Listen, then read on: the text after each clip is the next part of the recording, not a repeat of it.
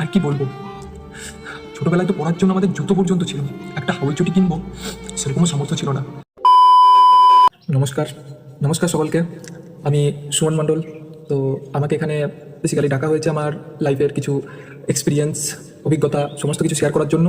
আর mainly এখানে তারাই আসতে পারে যারা পাগলামোর চরম শিখরে পৌঁছে গিয়েছে এবং পাগলামোতে পিএইচডি করে ফেলেছে। তো আমিও পাগলামোতে পিএইচডি করেছি, যদিও আমার স্বপ্ন ছিল যে পাগলা কারোর থেকেই পিএইচডি করব, কিন্তু সব স্বপ্ন তো আর সত্যি হয় না, আর সব স্বপ্ন যে সবারই পূরণ হবে তাও নয়। তো আমি চেয়েছিলাম পাগলা গারোতে ভর্তি হতে, কিন্তু ওখানে অ্যাডমিশন নিল না, কারণ ওনারা বললো যে তোমার মধ্যে পাগলসের কোনো সিমটমস নেই, তার কারণে ওখানে হতে পারলাম না। তো তারপর কী করবো, বাড়ি থেকেই নিজে থেকেই চেষ্টা করলাম, করার পর প্রচণ্ড স্ট্রাগল, প্রচণ্ড চিন্তা ভাবনা, তারপর কি করব নিজে থেকে চেষ্টা করলাম, দেখলাম পাগল হওয়া যায় কিনা।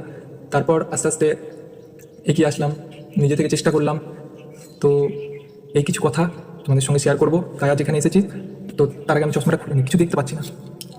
তো ছোটো থেকেই আমার এখানে আসার অনেক ইচ্ছে ছিল, কিন্তু বলে না অভাব থাকলে কোনো কিছুই সম্ভব হয় না। তবুও আমি হার মানিনি, কারণ আমি চেষ্টা করে গিয়েছি যে কি করে সব কিছুকে পাল্লা দিয়ে এই পরিস্থিতিতে আসা যায়।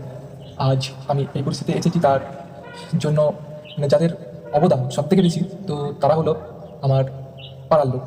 কারণ বাবা মা আমাকে মোটিভেট করেনি, বাবা মা সবসময় বলেছে তুই ভালো মানুষ, তুই ভালো মানুষ, তুই ভালো কিছু কর। কিন্তু তাদেরকে কী করে বোঝায় যে ভালো কিছু করতে গেলে তো আমাকে কিছু একটা করতে হবে।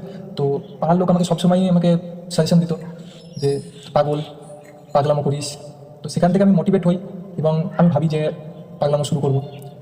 তো সেখানে আমি পাগলামো শুরু করতে থাকি, সেদিন থেকে আমি পাগলামো শুরু করেছি, কিন্তু কোনোদিন ভাবতে পারিনি যে এইরকম একটা জায়গায় আমি এসে পৌঁছাবো। আর পাগল টক্সে আমাকে যে বলতে দেবে, আমাকে এখানে কিছু বলার সুযোগ করে দেবেন, আমি সেটা ভাবতে পারিনি। যদিও এখানে আসার জন্য ওনাদের পা হাত পা ধরে প্রচণ্ড পরিশ্রম করতে হয়েছে, কিন্তু আমি হাল ছাড়িনি, কারণ আমি চেষ্টা করে গিয়েছি।